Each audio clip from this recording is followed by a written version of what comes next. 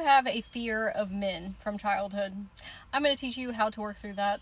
This is going to be from a client session, and she gave me permission to share. We found a lot of valuable insights that we thought would be beneficial for your journey as well.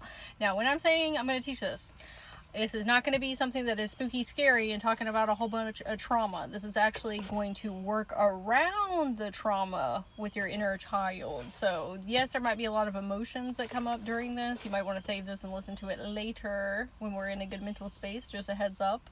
But it's going to be more lighthearted. Even though this session was for her, I want your inner children to listen as well, as this is for them. And then we're going to explain some more adult concepts further into the video. So when I went into her energy field, I was in a dark room. Okay, that is symbolic of fears and anxieties. I saw this figure run across, and I knew it was one of her inner children.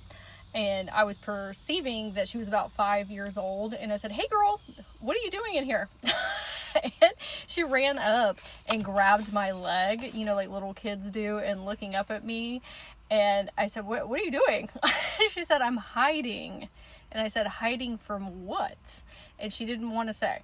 And I said, "That's okay. Do you want to go somewhere fun where we can talk about it?" And she said, "Yes." I said, "Great, because I want to go somewhere fun too." Where she took us was a gem store. So think a whole bunch of different gems and crystals and rocks everywhere, kind of like a metaphysical store, but just gems and crystals. Like barrels and buckets and bowls full of them. There was a really big barrel, okay, monkey full of barrels, like that type of barrel. And she ran over and stuck both of her arms all the way in, like up to her chest. And it was full of rose quartz. And rose quartz are representative of the love frequency. That is what she was needing more of. I asked, "Can you hear the crystals?"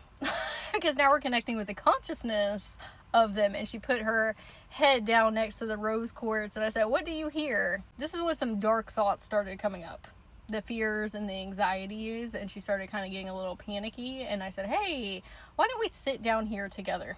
Next to the rose quartz bucket. So we're sitting on the ground, and she's sitting in my lap, and I am brushing her hair and singing to her, because that's going to help relax her central nervous system and help her feel safe and grounded and centered. I said, "There is nothing that can get you in here, okay, in this gem store, but just where we're at in general, like in the ethers." I said, "I'm in here. Ain't nothing gonna get you. Okay, they cannot get past me." And after I said that, I asked her, "What are you scared of?" And she said, "My dad." And I said, "Okay, well, why are you scared of him?" You got to remember, this is when she's 5 years old. I said, "Why are you scared of him?" And she said, "He's big."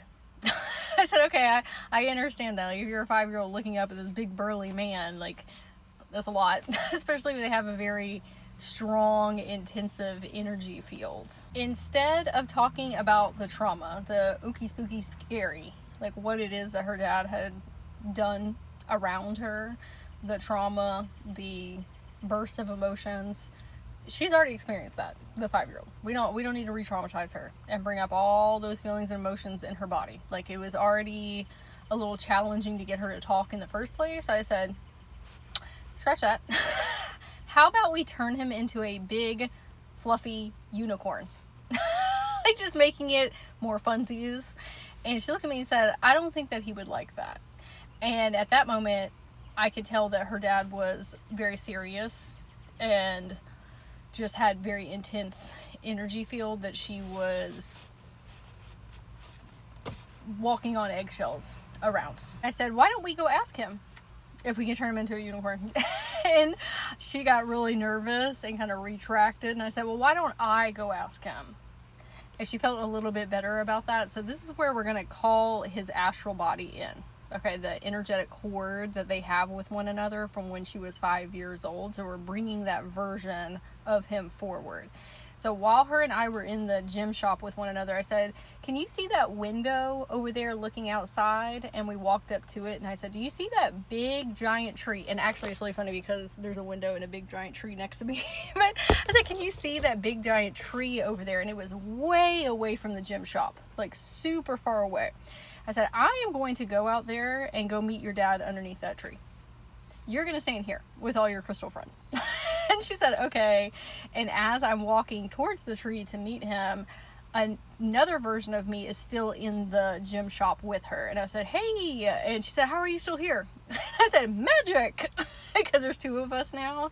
And you know those tin cans that people like talk into and there's a string running?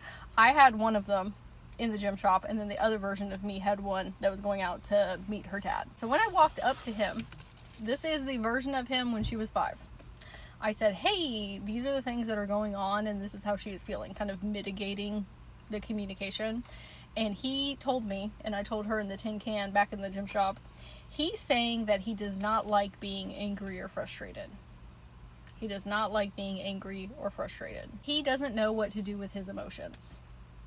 He said that he wants to be able to play, but he's not able to access that within himself. This is when he was telling her how he actually felt about her in childhood. This is when he actually turned into his higher self form. Okay, originally we're talking to the version with the 5-year-old, but now his higher self coming forward. I never meant to make her feel that way. I want her to feel happy and loved, that I'm proud of her, and that she is special to me. That's his true feelings behind all of the generational trauma and not having the toolkit to understand how to process his emotions and having those outbursts in childhood and having such a strong energy field and making her like shrink inside of herself. It's because he didn't know any other way to exist. And we're going to talk about that a little bit more in a moment. After she heard all of that reiteration from him through the tin can of, I love you, I want you to feel safe and seen and heard, and I want to be able to play with you and have fun. You're special. You're amazing. Like really hyping her up. I looked at her and said, do you want to go see him? And she ran out the door and jumped into his arms. And they were giving each other this really big hug. And she asked him, can we go see the unicorns together? And he said, yes, I would absolutely love to. And then I saw them walking hand in hand off into the sunset, going to unicorn lands. And I looked at the adult version of my client and I said, why do you think that we needed to experience this today? She said, because I have been living in fear of my dad. I always have to walk on eggshells around him in childhood and in adulthood. My central nervous system is constantly on. Freeze, fight, flight, fawn. One of those 4 responses.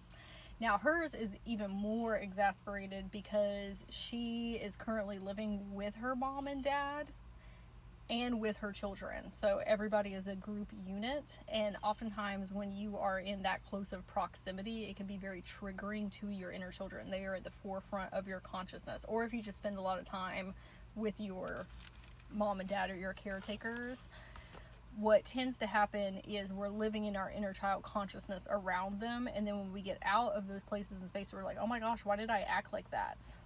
Why did I shrink myself? Or why was I so reactive or explosive around them or feeling less than? It's because you're looking through your inner children's eyes because that trauma has not been cleared out yet. So we have to have you step in as the higher self, the guardian and the protector, and get the inner children to almost like stand behind you while you're talking to your parents or caregivers, so that way they don't feel like they have to come in and save you with those old behavioral mechanisms that kept you safe in the past. Higher self said, it is very difficult to navigate life when you are dysregulated. It really is. When you're super stressed and anxious all the time, especially because of another person, it makes you have a very foggy mind. We do not make rational decisions. We're very reactive. We are in survival mode. This also dictates your relationship with men. Whether you are in a relationship with one, or you are dating them, or you have coworkers, or just mitigating life, okay, with men around. Because the way that you interacted with your father figure is how you will interact with men in adulthood. If we have not gotten to this level of healing yet, of seeing these behavioral patterns and how to clear them out and how to heal them, you will attract men that do not know how to emotionally regulate themselves, or are narcissists, or gaslighters, or manipulators. It doesn't always have to be manipulation with the words that you are speaking. It can also be manipulative with your energy and your emotions that you're projecting onto somebody else. And you'll see that regurgitated in all different types of relationship with men, whether they're friends, co-workers, or romantic partners. A couple different ways to clear this. One is walking your inner children through journeys like this, where they are seeing it has nothing to do with them. The reason that your father figure was that way. That's what her inner child really needed. Like, oh, it actually doesn't have anything to do with me, because the schematics that she has been running is, if I am better, if I'm more good, I'll be worthy enough to receive his love. And then he won't treat me this way. Okay, that 5-year-olds. And then experiencing that as an adult still.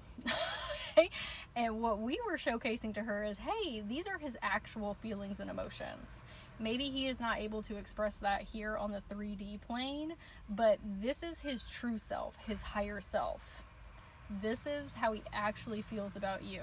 And none of those reactions have anything to do with you. It's because he never learned how to express himself, to how to express negative or positive emotions. It has nothing to do with your worthiness, okay? There's literally nothing you can do.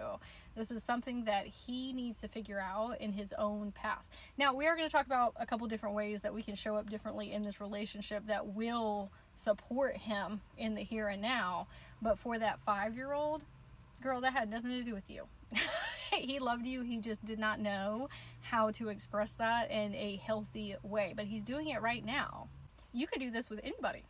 You can do this with relationships, the ones that you're currently in, or ones from the past that need closure and healing, with your mom, your dad, your siblings.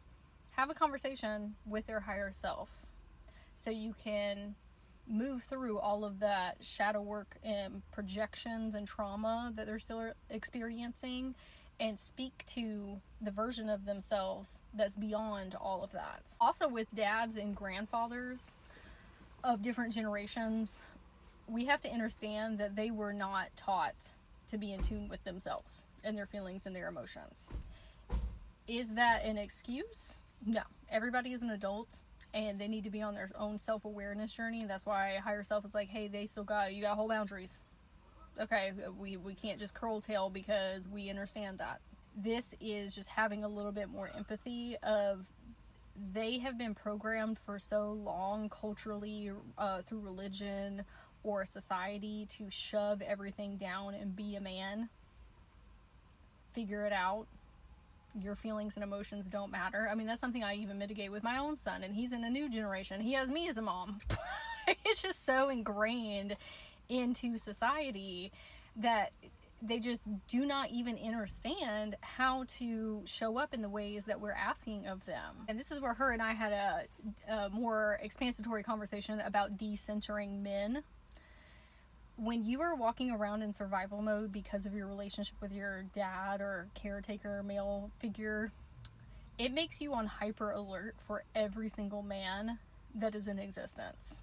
And then what ends up happening is you pull in more negative experiences, especially if we are listening to people talking about hating men. Yes, are there a lot of travesties that have been caused by men? For sure. But when we are talking about decentering men, there's a difference of, I hate men and I'm just not making them more important than me.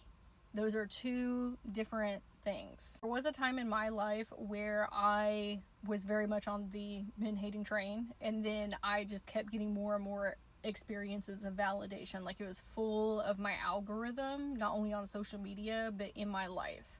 And I had to go on some very deep self-discovery journeys to figure out where the roots of this were coming from in the first place, kind of like her and I were doing with one another.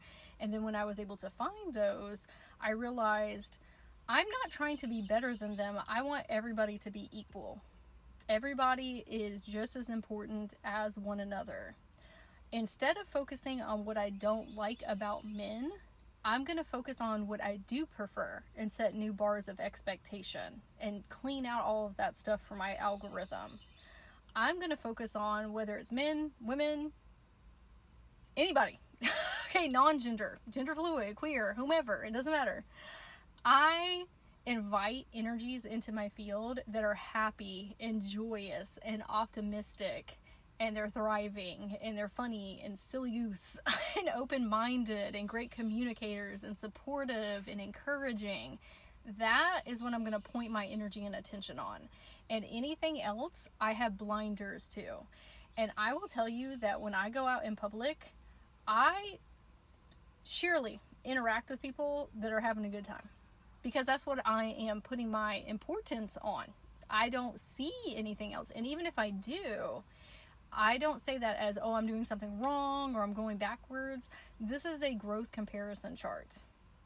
And this is when I can utilize my toolkit to say, I do not prefer this, so I am not going to continue to dig in or pay more energy and attention to it. I am simply going to move on.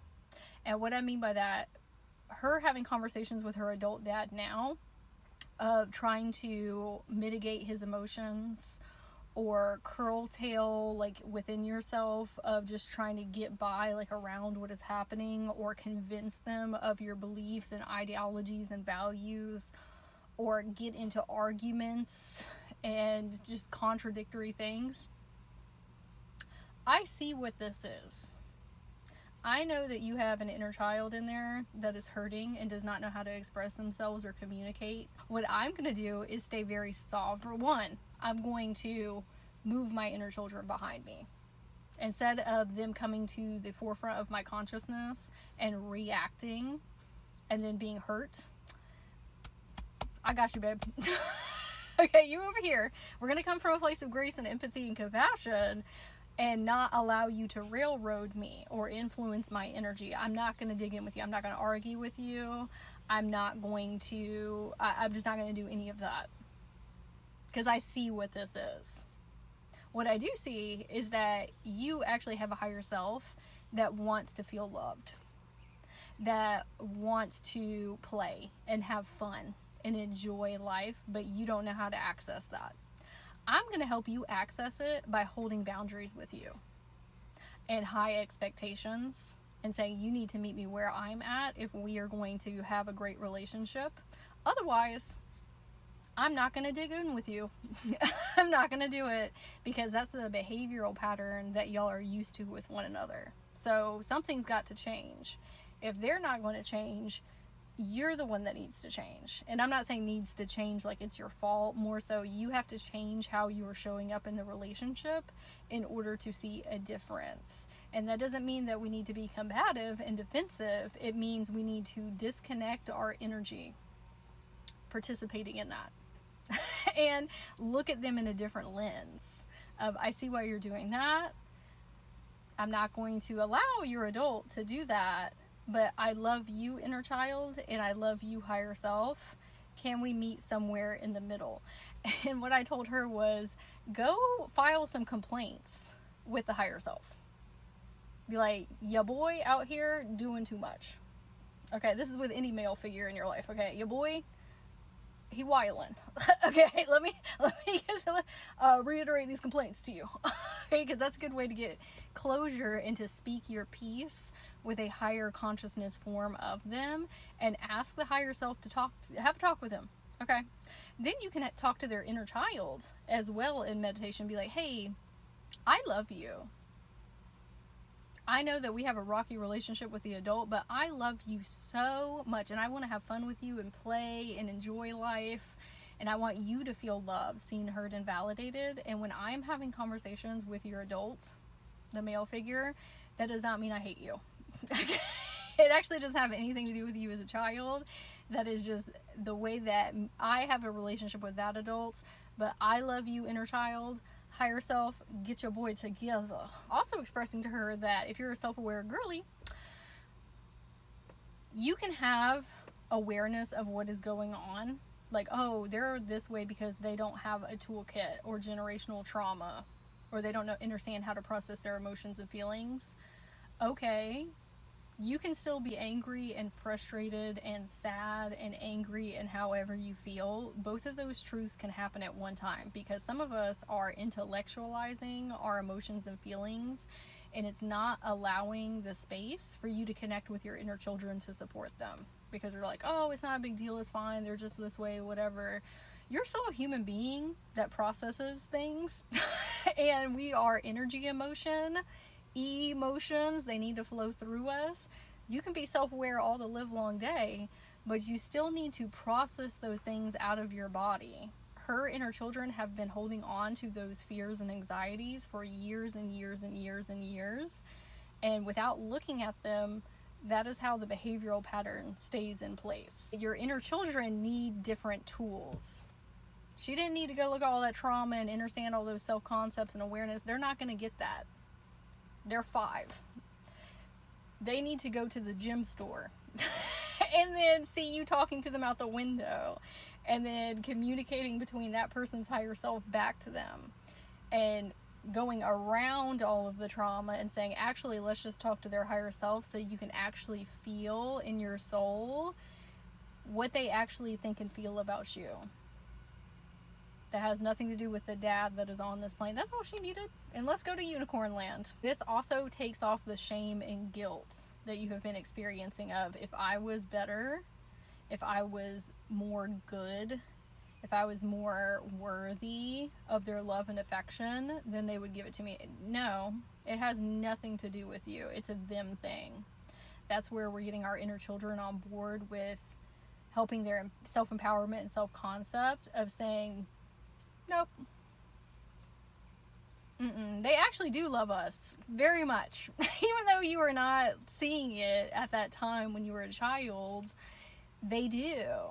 That's why it's sometimes beneficial to go above to their higher self or to their inner children to get their actual view about you. And then working on your relationship with men in general and the way that you are viewing them. If we're saying, I hate them, they're spooky, they're scary, I'm afraid of them, that just brings more of that into our existence. If we say, I don't care what they're doing, okay, I'm a sovereign being, I'm empowered, okay, I am the protector and guardian of my inner children, and I'm holding boundaries and strong expectations, and I see what's going on here when they're doing whatever they're doing, okay. That is a level of detachment and neutrality. Then we refocus on the only persons that I interact with and see in my field are beautiful beings of light who I love and enjoy, and who are open-minded and insightful and communicative and supportive and encouraging. And you can feed timelines as well. If you have current relationships with men in your life, we have great communication. I love them. They love me. They're super supportive and encouraging. You can actually project that reality out in front of you, but you got to be the one to get you there.